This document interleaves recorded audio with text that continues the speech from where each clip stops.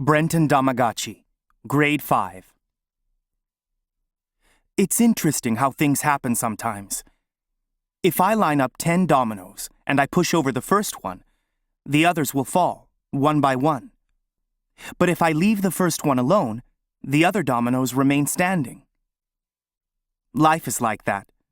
The way your life plays out depends on which dominoes you choose to push over and which ones you leave alone.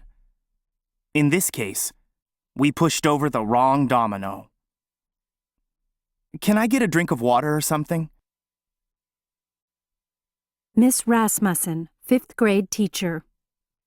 I was so excited walking into my very own classroom for the first time in September. I had been a student teacher in Ohio, and I was hoping to get a job somewhere in the West, preferably near a national park. I've always been a nature lover, and I wanted to share this with young people. When I got an offer to teach 5th grade at the Grand Canyon School, well, it was one of the best things that ever happened to me. The Grand Canyon. I had never even been here before. Just think, over the course of 4 billion years, the Colorado River slowly sliced this gash into the earth. I spent hours exploring it when I moved here and took lots of pictures of the layers of rock. The Grand Canyon is like a sculpture created by nature. I was in awe. Judy Douglas, Grade 5. When I walked into Miss Rasmussen's class on the first day of school, the first thing that struck me was that she was so young. I mean, she looked like she could have been one of the students. I liked that because I figured she would be really enthusiastic about everything. Some of the older teachers who have been teaching all their lives don't get too excited about anything anymore. On the other hand, I was afraid Miss Rasmussen might not be experienced enough to handle some of the boys, who can be a problem sometimes. Sam Dawkins, Grade 5. So I walk into Miss Rasmussen's class on the first day of school in September, and I'm the new kid, so I'm a little nervous.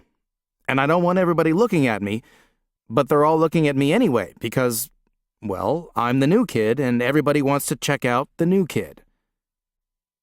I scope out the scene, and it's obvious who the cool kids are, who the dumb kids are, who the smart kids are, and who the dorks are.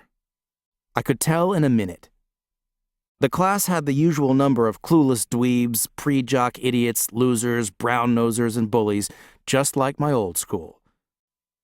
But the one kid who stood out was Brenton. You just knew the first time you set eyes on him that there was something different about this kid. Judy Douglas, Grade 5.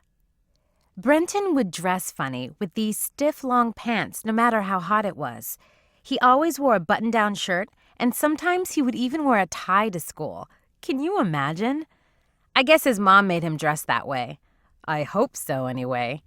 I can't imagine a boy wearing a tie to school on his own.